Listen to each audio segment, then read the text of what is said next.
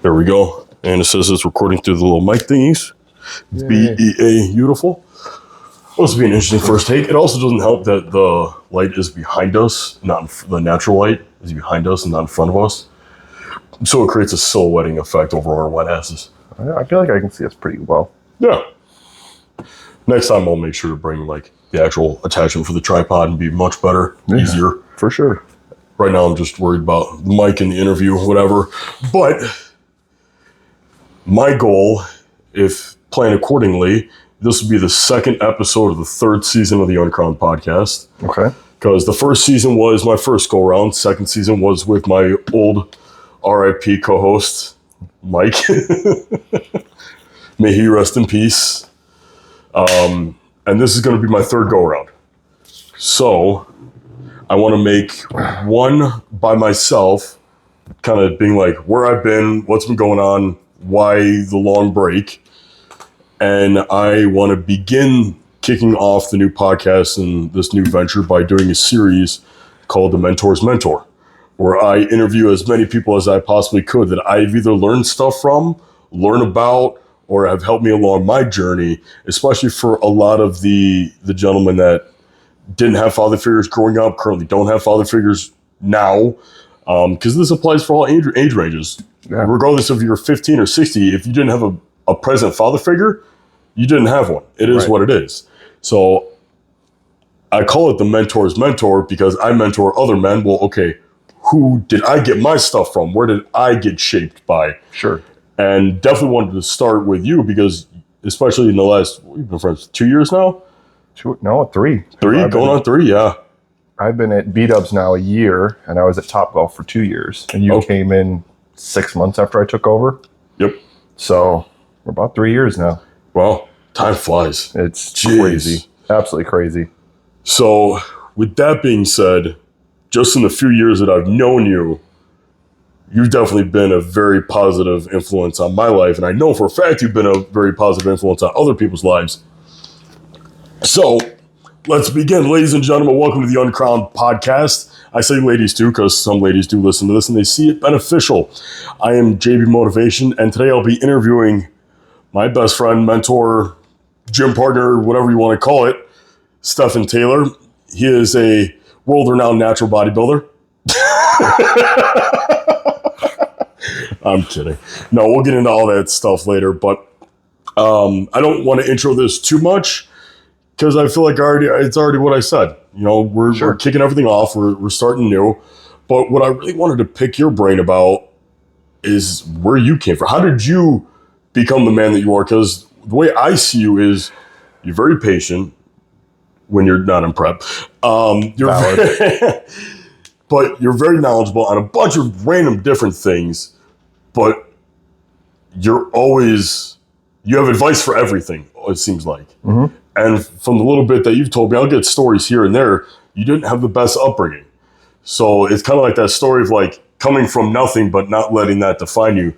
So I would kind of like to, I know you said you're adopted, so I guess we could start there, maybe? Well, we'd probably start with my first third of my life, my upbringing, for reference, how old are you? So what is a third for you? 42. Okay. Because people look at you and we're talking pre-12 years old. Right. I had the movie series childhood as far as like you watch Netflix and it's like, holy cow, that's a crazy story. Yeah. Biological mom did all the drugs on the planet that there was to do, and men were more important, and she made a lot of bad decisions. There were 4 of us in the house. At age 5, I was taking care of 3 children and making dinner for them and doing things that someone would be a middle teen, a 15, 16-year-old would be doing.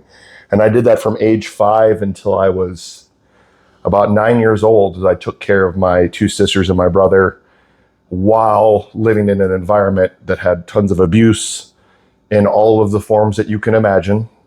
Getting into that's a totally different podcast. Yeah. But even my oldest child, we have 2 children, my wife and I, has recently asked, because that person has come back in the picture as far as like trying to be involved again and trying to explain to her, like, this is the stuff your dad went through. Mm-hmm. And we kind of just said it that way. Netflix series, the worst you can imagine, we did that. That's what I went through. And so we went into foster care when I was about 9 years old. I went through 22 different foster homes. And I think that that's what originally started this positivity in my life, because my thoughts were, if I lived through that, if I made it through that, nothing can ever be that bad. Right. Oh, no, you got bills to pay. Okay. I'm not dealing with that. Yeah. Oh, you got fired from your job. Oh, you didn't get this promotion. You didn't get this girl. It was all better than that. Yeah. So I can't imagine, and God has been very good to me as far as my adult life. I can't imagine life being worse than that. So if it's not that, everything's good. Everything's golden. And, I had that typical rebel middle years where I didn't have that father figure, didn't have that mentor. So I had to figure all that out for myself. Mm. Those are some interesting, trying years. A lot of fights with people of my age, fights with people that were around me in my life that they thought they were supporting me. I figured the world was against me, type of a deal. Then in my early 20s, after leaving home and getting done playing football, which was another one of those life lessons. Mm. The neighborhood I grew up in was not the most ideal neighborhood. And I went to go play football, and my coach told me after 2 weeks of practice, if you don't speak correctly and act like a man, you can't be on this team. I had a full ride scholarship. Right. So I certainly didn't want to lose that. So I put on a different mask, and I decided to be that man. I'm going to be respectful. I'm going to do X, Y, and Z so I can stay on the team, so they can pay for my schooling, so I can have the life I want to have. Got done with football, and then so much was done for you as an athlete that I got out into the real world and I had no clue how to act. I had no clue about nutrition, about working out, about how to be in society, because I was told when to wake up, where to have breakfast, when to have lunch, when to watch film, when to play football, when to lift weights. So much so that, a quick side story, I got out of football and I wanted to bench 300 pounds. That was like my goal. Yeah. I was like, I'm going to do this. I'm going to bench 300 pounds. So I go into GNC for the day, and I tell the guy at the counter, the guy working there, I'm like, I want to bench 300 pounds. What can I take to bench 300 pounds? And he's like, that's stupid. I'm like, interesting take, but whatever. That's what I want to do. Just tell me what I got to take, what I got to do. Because I'm used to people telling me, this is what you have to do this. You want to throw the football better. You want to play better. You want to do this. You have a knee injury. We're going to give you a shot. Like, I'm used to them telling me what's going to happen. And the argument got to such a point where I ended up grabbing the guy and throwing him against the freaking wall and being like, you could have told me to drink orange juice and I would have believed you. Just sell me something. And I ended up storming out and leaving. But I realized at that point, I don't have a freaking clue about anything. Yeah. So I spent from then until I was about 27 just trying to figure out who I was. I lived in Atlanta, Baltimore, Austin, Texas, Lakeland, Florida. I was in Chicago for a bit, Green Bay for a bit, and working up through the restaurant business. It gives you a lot of insight about people and how people act and how people think, what motivates people, what people just give up on. You see a lot of those in the restaurant business, like, oh, I wanted to be a doctor, now I'm waiting tables, or I wanted to do this and now I'm doing this. And it gave me a good insight on, like, well, what do I want to do? Mm-hmm. What do I want in life? And the thing that meant the most to me was creating a family. Being a foster kid, being adopted, I was never in my family. It was always someone else's family and I was just part of it. Right. So my main motivator was I needed to create my own family. And it definitely, from that 20 to 27, I needed that time to figure out who I was. And by the time I turned 30, I knew who I was. I was very motivated. I was in the gym all the time. I was a general manager of a restaurant. Any goal I wanted, there was no such thing as saying no to me for that goal. I was going to figure it out. And I had enough trials in my life to know what I didn't want.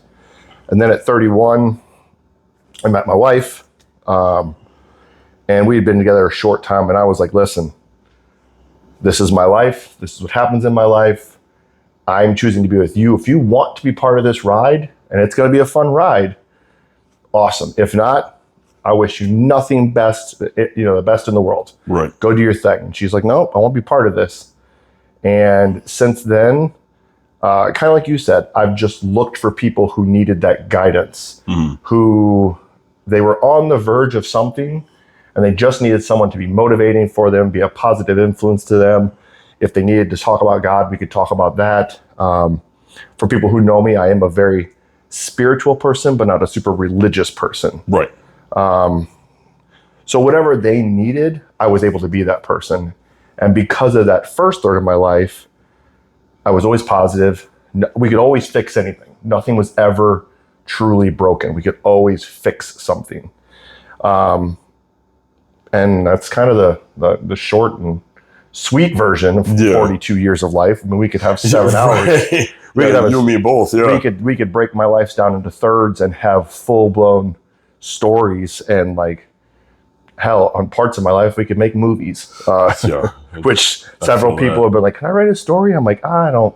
Yeah. There's too much there, so don't know if we want to go that route. So, do you think that, especially because you were growing up, you had a lack of a lot, right? So you had to almost like fill in those spots. And did jumping through so many foster homes make you feel like this is like almost like people pleasing personality? That's why you now, like, correct me if I'm wrong, but like now you want to be able to always be that, like whatever it is, you want to be that guy, right? Because maybe growing up, you maybe felt like you were never that person.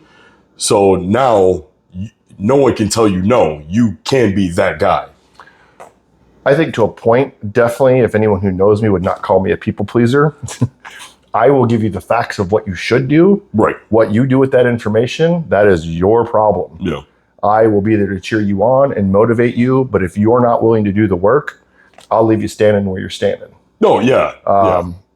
So I wouldn't say people pleasing. I definitely have people in my life who are that way. My wife is a wonderful person, but very much a people pleaser. So not that aspect. It's that I want people to be the best version of themselves. And sometimes when you're in the middle of it, you can't see what the best version of you is when someone else can. They can see this is where you have the potential to go, when sometimes you're like, I've had all this happen. This doesn't work. This doesn't work. I've tried this. Yeah, but keep trying. Okay, don't call me out. Keep pushing. Keep going through things. All that hard work I'm living proof of it, will pan out. Yeah, from what I've noticed, like my story, your story, a couple other people's, I feel like it's almost like a rite of passage. As much as some people totally disagree with me, and I've had in-depth conversations about this, I am always on the side that men need to struggle to grow. If you not have any thing that really pushes you up against the corner with no one helping you, where you either choose to die, like let yourself go, and natural selection will take its course, such as life, or you will rise on top, become better, and then that's where that's like your rite of passage into manhood. And I feel like a lot of the strong men that I've ever met, we all had to go through that. And when I got into this argument, I'm not going to name names on who that was with, but they were like, "Oh, you don't need to struggle. You shouldn't feel this need to struggle."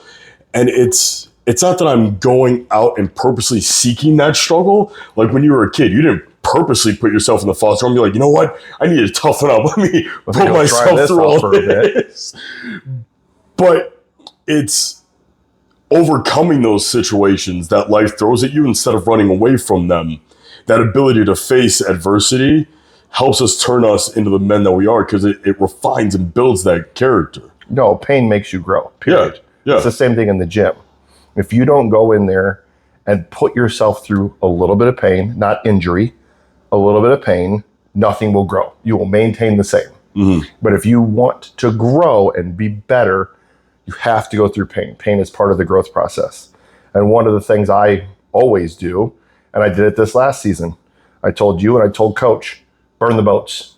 There's no going back. Mm-hmm. There were plenty of times getting ready for the national show where I was like, man, I'm done. Forget this stuff. You had that 1 week where I was actually worried about you. But in my mentality is there was no stopping. There was no stopping. That wasn't a legitimate option. You can cross your mind, but it wasn't a legitimate option. We burned the boats. There was no going back. Yeah. We are finishing this. We're getting to the end. And that's very much what I teach my kids. I was like, you're a tailor. We see things through. We go to the end. At the end, if you don't want to do this again, by all means, no problem. But if you've made a commitment that you're going to do this, I don't care what obstacle got in the way. Figure it out. Go over it. Go around it. Dig under it.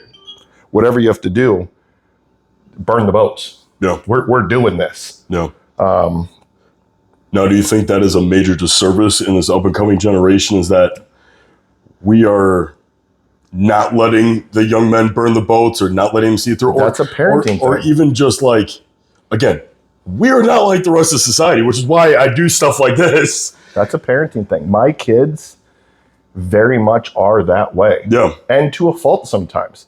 My youngest wants the answer no matter what it is. And sometimes as a parent, you're like, it is what it is. I said it and that's it. Yeah. And my youngest is like, I want to know why. I'll do whatever you want, but I need to know why. I need to be motivated to go through with this. So, I mean, she's so much me in so many ways. There was a situation with you where you're a grown man and she grabbed you by the face and gave you a pep talk, and she was 7 years old. Yep. And another example is my oldest, and I was like, did I send this to her? She sent me a video the other day that was, you can't always control where the wind blows, but you can control your sails. And what that means is you can't control what happens to you, but you can control how you react to what happens to you. And I was like, okay, someone's been listening. So very much, I've done my good job at being a parent. Both of my kids are very motivating, and they do a lot of similar things that I do when they see someone who needs that motivation, that pep talk, that you can do this. They jump right in and like unsolicited, like just out of nowhere. And I do think when we're talking about parenting and this current generation, that shows lack of male presence in a house. Yeah. That shows lack of discipline. And you made a decision, you're going to see this decision through. Too many times I've seen, even in my career, I've had to father many different people at work at my work. In fact, there was one year I got 4 Father's Day cards from kids that weren't even mine. They were just employees that I had because I was there as a father figure for these folks. And I love that. There's still a couple of them that, oddly enough, text me and call me dad. Yeah, I remember you telling me. One of them I had to cancel that relationship because she was really treating me like a dad. Like, I need money, I need this. And I'm like, I am not your dad. Let me get a tax write-off and then we'll talk. But that discipline side, that consistency, that we're gonna get through this type of conversation. Too many people I see in my job are like, adversity, no, I'm done, and they walk away, and it's like, yeah, it's just an adversity. Like, push through. Yeah, figure out a way around it. 100%. I mean, I had this talk about. I think I was telling you about it. Like, you could only bring because we have primarily boys. We have one girl, but primarily boys. Like, you could only bring them so far. She was explaining how she's always had a little bit of trouble with them. Like, because it's your job to be their mom. They won't take you seriously if you try to be the dad. Right. I'm like, the reason why you keep hitting that wall, or things have gone on for this long that shouldn't have been going on, is because they don't respect you like that. They'll always see you as the mom. Okay. So I agree with that. Okay. But I have a small rebuttal to that. Send it. They don't see you as a threat. Okay. As a dad, I'm a threat. If I have a boy, he knows if it gets to that point, someone's getting their ass whooped. Now, do you think that needs to be there? It has to be there. Yeah. You have to have somewhat of a threat as a parent. And I am 100% my childhood against beating your children. That is an absolute no, zero tolerance. But knowing your dad can kick your ass when you're 10, 11, 12, 13 years old, you won't cross that line. You're not going to cross that line. I was with my mom. I call my mom. It's my adoptive mom. And I was 16 years old. And I looked her in the face and I said, I listen to you because I choose to listen to you. I could knock you out if I wanted to. And I told it to my mom. I was like, I choose to listen to you because I respect and I love you. That was such like a complimented backslap. 100%. But what I was doing, and again, I'm 16 years old, not the person I am now. Yeah. I was making it known I was making the choice to respect and listen to you. If that had been my dad would have showed me that I was wrong. Yeah. My biological dad, who I've never met, by the way, is built like me, 6'2". He was 255 pounds. He worked in the auto industry his entire life. Oh, so he had that old man strength. I'm sure at 16 years old, that would have been an interesting interaction. Yeah. Again, never got to meet the guy. Actually, when I started to look for him, he had died like 3 years prior. Man. So I have no idea if he was a good guy, bad guy. You know, that whole, again, another story for another time. Right. But I think that is, when we talk about that male influence in the family, I think that's truly missing. And again, I'm not condoning people beating up their children and stuff like that, or hitting their children. That's not what I'm saying. The thought in your head that I have someone who could dominate me if they wanted to is enough to be like, I have to respect this person. I need to do this. If they have shown me true grit and pushing through, then that's a great example for me. And there are definitely moms out there who work 3 jobs and, you know, do all these extra things. But coming from a child of that exact environment, you more pity that situation than view that as, that's what I want to be. That's what I'm striving to be, is someone who can, you know, barely put food on the table and you know, is upset and cries and has hard days. You more have pity for your mom when she's in that situation. And then that leads to you defending your mom. But then when you're in those tough situations, you're like, I don't know how properly to react to this. I don't know what I'm supposed to do in this situation. And that's what, when I was talking from 20 to 27, I had to figure that out. Right. Because I left my house at 17 and moved to Green Bay. Yeah. And I had zero help. So it was rent's due. I had no one to turn to and be like, hey, I need $100. Right. I turned and there was no one there. So I was like, okay, I need $100. So I'm going to go be a butcher in the morning. And I'm going to be a server at Red Lobster. And then I'm going to manage at Titletown Brewing Company. Then I'm going to get up in the morning and do the same thing again. So I don't recommend my path. I think it would be better if we had a father in the house who was the example, who was I hate the whole alpha, beta, all that stuff. A hierarchy. I think it's a hierarchy in the house. Yes. That's who I need to follow. I need that example. And then you have the mom who shows you how to love the world, be kind, help people in need. And you have the balance of the two.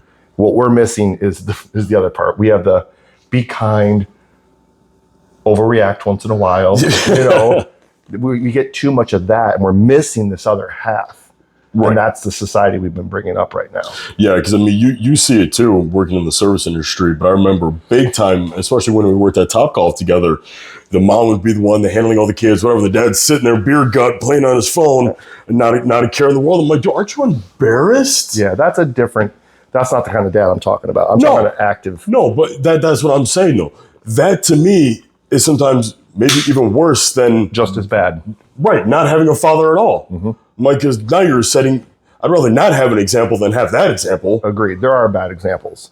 You know what I mean? But so you said your dad died a few years before you went looking for him. Do you ever regret not being able to just talk to him? or meet him?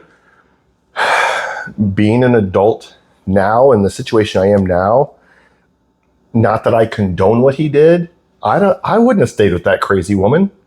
There's no way. That woman is out of her mind. Like, and there's a reason I don't have a relationship with that person. Yeah. You know, she makes bad decisions. That is not a life partner. Whatever happened between them is what happened. Again, I would have taken my child. Yeah. That's what I would have done. I'd have been like, I don't want to be with you, but I want my child, and I'm not going to leave him in an environment like this. And I would have figured out through the court systems or whatever. That's what I would have done. Mm-hmm. That's not what he did. He tore my picture up and said, do what you want. He never had kids. He did end up marrying way later in life. So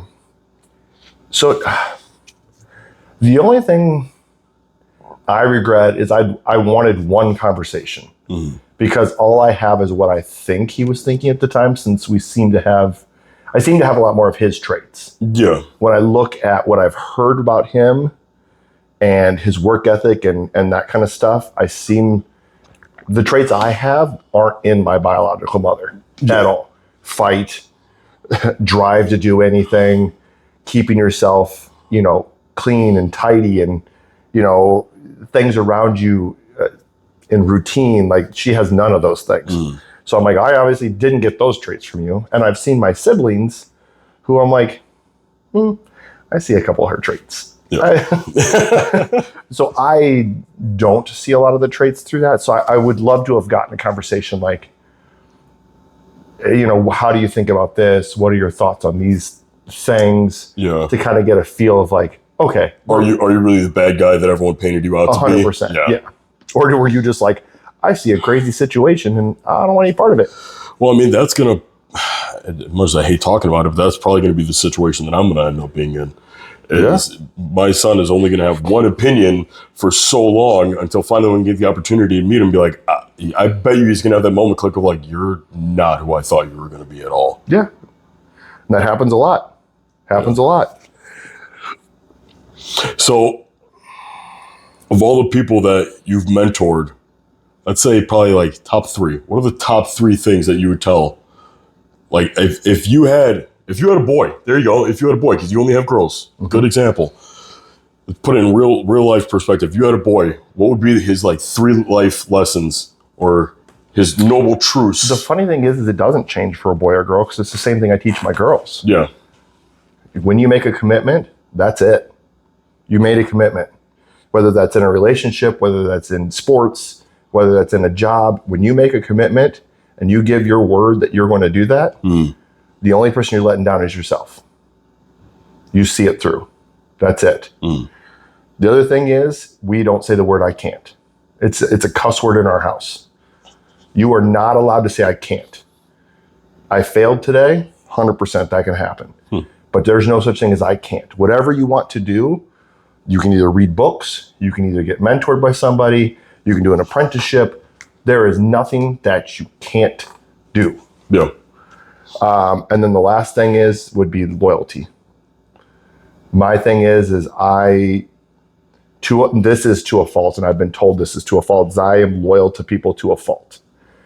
And it kind of goes back to that commitment thing. Once I've made a commitment to someone that I'm going to be there and I'm going to do X, Y, and Z, and I will be that rock that you need, I have never failed at that. Never failed. Whenever someone needs me, I've been called at 3 a.m.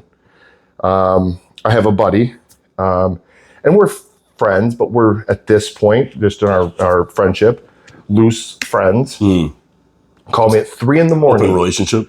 Sure. Called me at 3 a.m. He'd been kicked out of his house. I got up out of bed. I drove 45 minutes to get him. And he lived with me for 6 months. Yeah. I've had friends call me at 1 a.m. Hey, I got pulled over by the cops. I'm way up in the chain of lakes. I'm on the way. I've had one of my great friends, he's also in a similar family relationship. His mothers are together, and his stepmom was killed in the prison. He called me up. I took 3 PATO days and went straight to Iowa to be with him for those days. There is no question. You call me, I'm going to be there. Yeah. And I think you've seen that, Yeah. Hey, my car broke down and we're in the middle of nowhere. Our phones have no service. You're literally the only person I can reach. And I showed up. Yes, you did. So those would be the 3 things that I would tell my child, and that I have told my children. We live by those 3 rules, and we do not break those 3 rules for anything. So that would be my thing. If I had a boy, he would have gotten that same speech. So yeah, you got to pray for whatever dude decides to date one of your daughters. it'll be interesting. Yeah. I'll be probably in this same attire, probably butchering a cow since I was a butcher for 3 years. Yeah. In this garage with all my trophies for bodybuilding, and have a shotgun or 2 or a 9mm sitting on a table. Yeah. If he doesn't leave soiling himself, I failed. Yeah. Yeah. Because I would be horrified if I walked into that 15, 16 years old, 19, whatever that first real date ends up being. Yeah, but if they end up seeking out a man that's like you, I don't think you would be intimidated. I think I still would have freaked out. Really? Dude, butchering a cow with bodybuilding trophies, dressed like me with guns sitting on the table, and I don't know you. Fair. I've had no pre-conversation. Like I haven't. Yeah. I am a very, very calm, easygoing. I'm a teddy bear. I mean, my nickname is the Incredible Hulk for a reason. Yep. I'm very mild-mannered. It takes a lot to get me to turn into the other guy, but you don't want that other guy. Right. Like we leave that other guy alone. Yep. So if they don't have that prerequisite and that's what they walk into, Fair. I think I even would be like, what? Yeah. Yeah. Guys, I need backup. So we talked about your past, kind of what's going on now, and I know you have possible promotion coming up. Obviously, no matter what you do, you're going to be in charge of something, right? And I know when we talked a while ago about this, how you were going to maybe dabble in the coaching space at all. Is there still any mind to that? Because you're already a mentor for free in everyday life. Sure. Would you ever think about like doing it on the side or making anything of that? Because you're obviously still very good at it regardless. My main issue with that, and I tried it 2 years ago, I have a real hard time when I have that coaching label, Yeah. and someone doesn't listen. Whether I'm right or wrong, once I'm in a point where I'm teaching you and coaching you through something, I don't mind a little feedback, but just do what I ask you to do. Yeah. Because I've already done this. I know what success looks like. So for like right now, kind of an example of that is I'm training my assistant general manager. And I know what it takes to be a successful manager in a restaurant. There's very little that I think someone could tell me that I would have an aha moment. Like, oh my God, I never thought of it that way. Just listen to things I'm telling you. Read the books I tell you to read. Do the practice work of doing inventory, doing forecasts, and that kind of stuff. And you're not at a point right now. You're in zone A. It's just listening time. When we get to zone D, that's when we start having communication back and forth on what you saw versus what I saw. And then we kind of collaborate. But there's different zones we have to pass through. A lot of that coaching for bodybuilding, I feel like you're usually in zone A. You don't know everything. Your form isn't perfect. Your eating isn't right on. So I just need you to shut up and listen. Yeah. So, and I have a real hard time when people don't do that. Because then I feel like I have such limited time. And now you're wasting my time. And so I need to step away and let you do your thing. Because like I said before, I don't get riled up. And so I'll just be like, all right, well, you don't want to listen. So, well, yeah, I mean, again, you have to remember too, someone says jump and you're going, okay, how high? Yep. Not everyone is like that. The military would have ate you up, which you would have been a great and a much needed leader or like NCO in the military, because I had a lot of crappy ones. But yeah, not everyone is like that. Everyone has to have an opinion, and everyone's opinion matters now. In zone D, your opinion can matter. We're in zone A. Your opinion doesn't matter at the moment. But no, I think I would get too frustrated and stressed out with coaching. because people aren't like me and like you, where it's just like, well, this person knows more than I do, whether I agree with them all the time. And I did this last season when I was doing bodybuilding. There were plenty of times where I'm like, I don't know. I pay you for a reason. So I'm going to do what you told me to do. And then when we get done at the end, we can sit down and be like, this worked, this didn't work. We should have tweaked this. I wish I could have done this, yada, yada. And so I just think that would cause me too much stress and I wouldn't enjoy it. Fair enough. I think we pretty much covered anything or everything. Is there anything else you want to say, want to talk about? I figure you're going to be a guest on the podcast under probably less formal pretenses. For sure. But this is a good introductory episode. My main takeaway, again, would go back to what I said, is live to your commitments. Figure out a way. Whatever your goal is, set your goal, burn the boats, figure out a way, get to your goal. If you're not better this year than you were last year, you failed. What did you do to make yourself better? Yeah.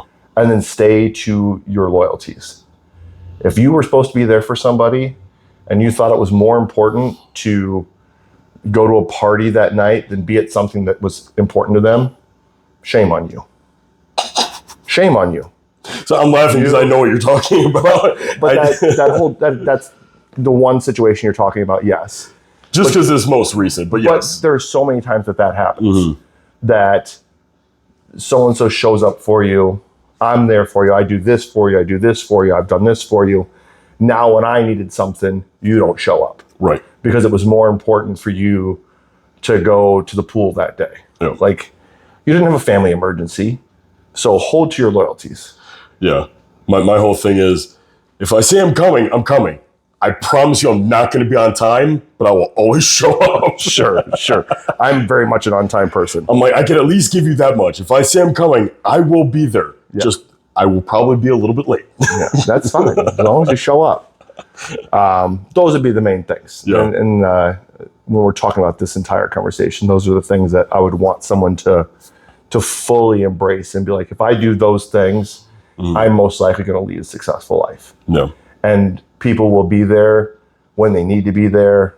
They know that I'm the rock that they can count on, and I'm doing fine. Yeah. No, I have to agree with you.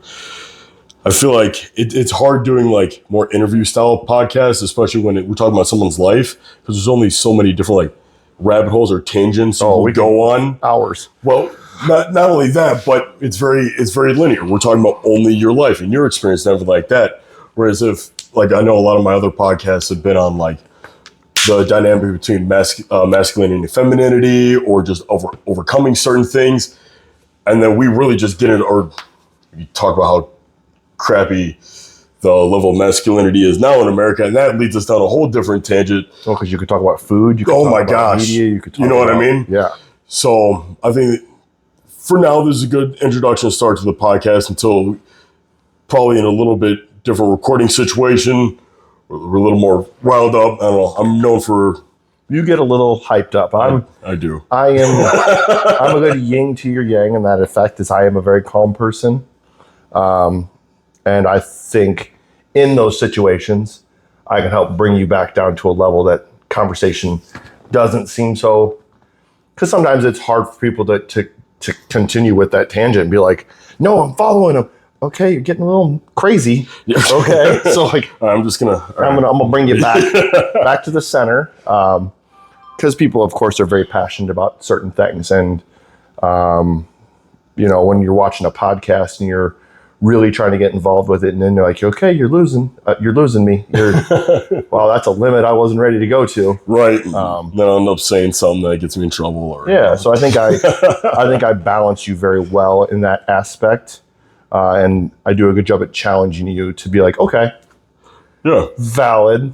I still believe what I believe, but I see that point. Right. Yeah, no, I'm excited to see what we can do with this moving forward. But anyway, I'm going to, let's see, when I get this up and running, I'm going to try to get it back uploaded on all the social media platforms, so Spotify, Apple Play, Amazon, all that crap. That's just a lot of going through and digging up. But I think once I have everything all reactivated, that's what we'll be able to find me on. If you guys want to follow Stefan, you want to give your social media shout outs? How I got mine is unreal that there's no numbers. It's literally Stephen, STEPHEN _Hulk. And the fact that there's no numbers behind it is absolutely insane. Well, when did you make your Instagram? Like 2005? Like 4 BC. Yeah, right. Back when it was literally just pictures. They're on tablets. Yeah. So it's super easy. Stefan _Hulk. Awesome. And then Joe Buttice 3 or JB Motivation 777, either or. See, numbers. Well, I always had the 3 because I'm the third. Otherwise, I would have the same handle as my dad or my grandfather. So I have to have the 3. Otherwise, you search Joe Buttice, you get 17 of us because there's a whole bunch of us. Right. And we're all in the same family.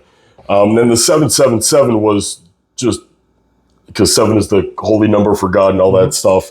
I don't know. This is something stupid I decided to do. But yeah, other than that, thank you so much, guys. Hope we can continue this and look forward to hopefully having the time to do this more often. We need to do some lives. Yes. We I need to agree. do some lives. Well, what I would probably do for the live then is I would set up the phone for recording, like video recording, and then a computer or a monitor off to the side so we can see the comments go in. So we're recording the podcast, but we can answer questions if need be. For sure. So some multi-angle, whatever. But anyway, that's enough of that. Thank you so much. Stay positive, stay motivated, and stay uncrowned.